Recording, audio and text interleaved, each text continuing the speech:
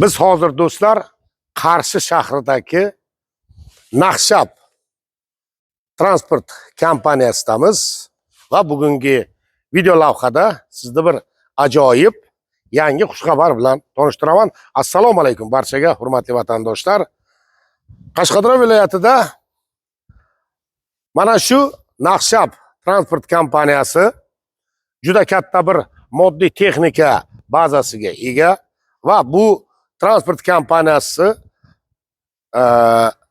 rahbari hamda egasi kecha bir taklifni aytdilar. Nurul aka, mana hozir O'zbekistonda mana ayollarimiz ham, xotin-qizlarimiz ham mana shu o'sha erkaklar qila oladigan ishni qila olayapti degan bir taklifni berdilar. Mana aytdim, nima qilamiz? Haydovchi tayyorlaymizmi degan savolni bergan. Albatta degan javobni oldim. Haqiqatan ham mana hozir mana shunday katta bir moddiy texnika bazasiga ega bu transport korxonasi mana hozir yangi bir tashabbus bilan chiqdi. Bu tashabbus qanday? Biz O'zbekistonda hozir BC kategoriyasi bor xotin-qizlarni mana shu xalqaro yo'nalishga qatnay oladigan darajada qaytadan o'qitib, qaytadan tayyorlab, stajirovka ishlarini olib borib, o'sha stajirovka davomida mana shu xotin-qizlarga hattoki oylik maosh ham to'lanadi. Yana bitta tomoni, uzoq viloyatlardan kelgan barcha xotin-qizlar yotoqxonalar bor. Korxonani o'zida yotoqxona bilan ham ta'minlanadi. Shuning uchun mana shu tashabbusni men bunday olsa hali O'zbekistonda hech kim bunaqa tashabbus bilan chiqmagan.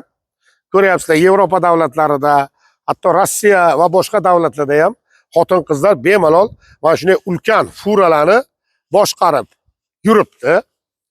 Buni bitta xususiyati borki, mana bu xavfli yuk tashiydigan maxsus transport vositalari, ya'ni ADR deydi.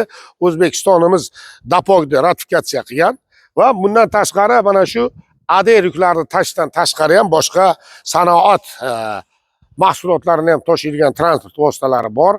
Men shuning uchun mana shu tadbirkorimizni tashabbusini ma'qul ko'rib, mana hozir mana shu bu yerga keldik va mana shu video lavhalarda barcha ma'lumotlarni berib boramiz. Qanaqa ma'lumot kerak bo'lsa, undan tashqari telefon raqamlarini ham qo'yamiz. Mana shu telefon raqamlarda siz aloqaga chiqib, korxona o'sha menejerlari bor, o'sha menejerlar bilan aloqaga chiqib siz barcha kerakli ma'lumotlarni bilib olasiz. Demak, O'zbekistonda birinchi boshlangan tashabbus bu O'zbekistonlik xotin-qizlarni ham barcha viloyat, qaysi viloyat bo'lishidan qat'iy nazar mana shu Naqshab transport kompaniyasiga hali bu tashabbus bilan bironta korxona chiqmagan. Mana shu Naqshab transport kompaniyasida biz qaytadan o'qitib, stajirovka qilib va bularga hatto oylik maosh berib, shularni qayta tayyorlashga ahd qildik. Kuzatib boring.